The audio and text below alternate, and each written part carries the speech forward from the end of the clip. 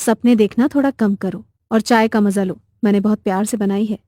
सुशांत चाय पीते हुए श्रेया की ओर देखता है और फिर 1 महीने पहले श्रेया से उसकी मुलाकात का पूरा सीन उसकी आंखों के आगे घूमने लगता है। उस रात ऑफिस में बहुत सारा काम था, इसलिए उसे ऑफिस से निकलने में 12:30 बज गए थे।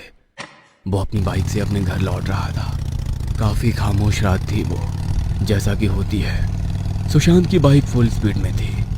घर जाऊंगा और सीधा सो जाऊंगा। ये प्राइवेट जॉब भी ना खून चूस लेती है पूरा।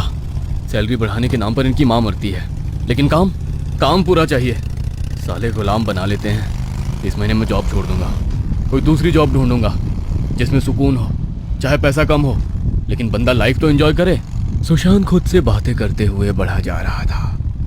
अचानक बारिश शुरू हो गई, लेकिन उसने अपनी बाइक नहीं रोकी क्योंकि वह बहुत थका हुआ था। वह बस घर पहुंचना चाहता था, जल्द से जल्द। अपने घर से वो 20 मिनट की दूरी पर था, तभी उसकी नज़र एक कार पर गई। कार के पास ही एक बहुत ही खूबसूरत लड़की हाथ हिलाकर उसकी ओर इशारा कर रही थी। वो बारिश में भीग भी रही थी। शायद उसकी कार खराब हो गई थी और इस बारिश में उसकी कोई मदद करने वाला नहीं था। सुशांत का मन तो नहीं था, लेकिन उसने अपनी बाइक रोक दी। सॉरी, क्या आप मेरी हेल्प करेंगे? देखिए ना, मेरी कार खराब हो गई है, मेरे मोबाइल की बैटरी भी पूरी तरह से डेड हो गई है, तो मैं किसी को मदद के लिए भी नहीं बुला सकती। अरे डोंट वरी, लेकिन मैं आपकी क्या हेल्प कर सकता हूँ, क्योंकि मुझे कार का कोई आइडिया नहीं है। ओह, मुझे लगा कि...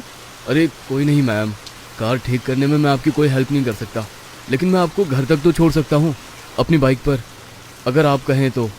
वैसे आपका एड्रेस क्या है? सुशांत की बाइक पर श्रेया बैठ गई। सुशांत उसे लेकर उसके घर की ओर जाने लगा। रास्ते में ही बातों के क्रम में उसे पता लगा कि श्रेया एक कंपनी की सीईओ है। उसका मन तो किया कि वो उसी समय उससे नौकरी मांग ले, लेकिन अगर वो ऐसा करता तो श्रेया क्या सोचती, ये सोचकर वो चुप रह गया। श्रेया एक सुनसान इलाके में बने बड़े और बहुत पुराने से बंगले के पास उतर गई। Thanks Sushant, thank you so much. अरे इसमें थैंक्स की कोई ज़रूरत नहीं है।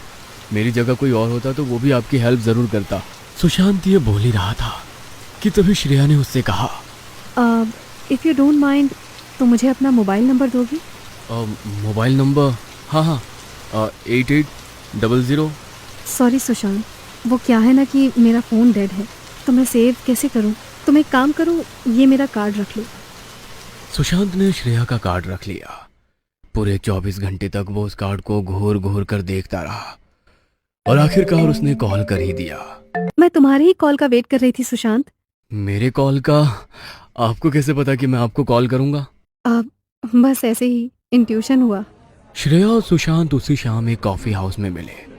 हालांकि श्रेया पूरे 1 घंटे लेट आई थी कॉफ़ी हाउस में, लेकिन सुशांत ने उसका वेट किया क्योंकि आज वो तय करके आया था कि... अरे क्यों मानेगी वो बुरा?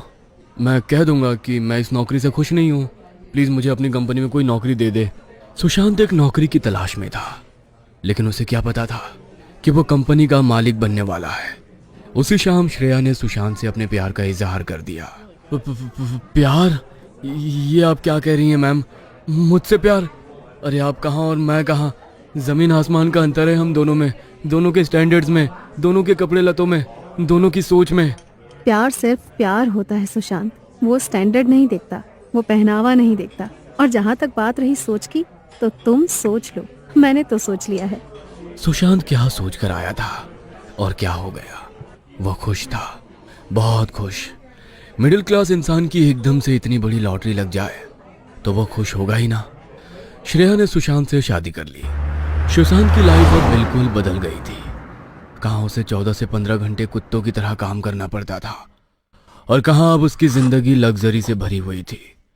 शादी के 1 सप्ताह बाद ही सुशांत के साथ ये घटना घटी थी, लेकिन उस रात के बाद सुशांत के साथ ऐसी घटनाएं हर दिन होने लगी। सुशांत को श्रेया के हाव भाव भी अब ठीक नहीं लगते थे। श्रेया का ना तो कोई दोस्त था और ना ही रिश्तेदार। श्रेया किसी कंपनी की सीईओ तो थी, लेकिन वो सारा दिन घर में रहती थी, कभी ऑफिस नहीं जाती थी। यही नहीं, श्रेया के घर के आसपास दूर दूर तक कोई नहीं रहता था। एक बार उसने श्रेया से इस बारे में पूछा तो श्रेया ने उसे घूर कर देखा कि वो भीतर ही भीतर उससे डर गया। पिछले कुछ दिनों से उसे यह भी लगने लगा था कि श्रेया उसे मारना चाहती है।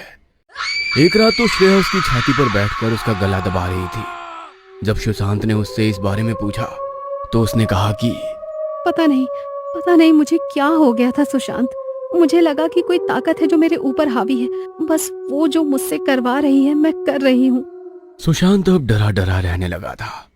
शादी के बाद उसे घर के बाहर जाने की भी इजाजत नहीं थी। एक दिन वो जबरदस्ती बाहर जाने की जिद करने लगा तो श्रेया ने अपने हाथ की नसें काट ली। श्रेया की इस हरकत ने सुशांत के रोंगटे खड़े कर दिए। सुशांत हर दिन मर रहा था।